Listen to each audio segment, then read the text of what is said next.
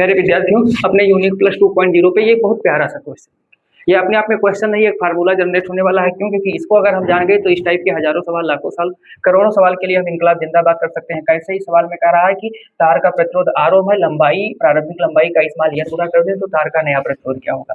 इसके लिए दो तीन बातें हम लोग मानेंगे। क्या मानेंगे? पहली बात कि माना तार की जो पहले वाली लंबाई है वो क्या है? L1 है, और उसके बाद में जो खींच करके लंबाई बढ़ाई गई है, तार की बढ़ी हुई लंबाई, इसको हमने मान लिया कि ये L2 है। इसके बाद में हम और क्या मानेंगे?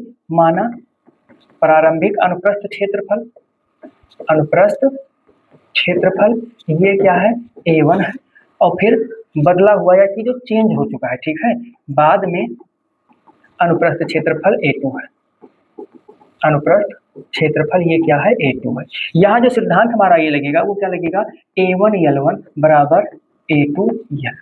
अब देखो यहाँ हम A1 A2 नहीं जानते हैं, तो A1 A2 को L1 L2 के टर्म में एलिमिनेट करेंगे। यहाँ से हो जाएगा A1 upon A2 is equal to L1 L2 upon L1।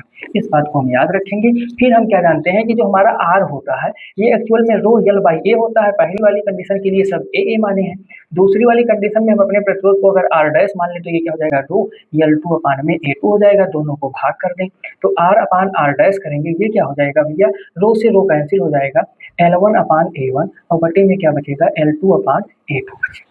और यहाँ पे हमको क्या दिया है कि जो हमारा L2 है वो n ऑफ L1 है, इसका n गुना किया गया है। तो इसमें हम खटर पटर थोड़ा सा करेंगे, R डैश करेंगे, ये क्या हो जाएगा?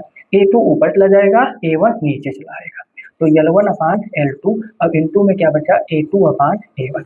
यहाँ से A2 अपान A1 करेंगे तो ये क्या हो जाएगा? L1 अपान L2 ही हो जाएगा। तो इसको हम लिख सकते हैं L1 अपान L2 का होल स्क्वायर। अब इसको जब लिखेंगे तो यहाँ पे n तो है, तो ये क्या हो जाएगा? L1 अपान n L1 यहाँ से का होल स्क्वायर, L1 से L1 कैंसिल हो जाएगा। तो इस तरीके से हमको क्या मिलेगा? R upon R dash is equal to 1 upon n, या फिर R dash is equal to, ये सॉरी n का स्क्वायर हो जाएगा, यहाँ पे स्क्वायर भी लगा हुआ है, n स्क्वायर ऑफ R हो जाएगा। यानी कहने का मतलब ये हुआ कि यदि तार की लंबाई को खींचकर n गुना किया जाएगा तो जो नया प्रतिरोध होगा वो प्रारंभिक प्रतिरोध का n स्क्वायर गुना हो जाएगा।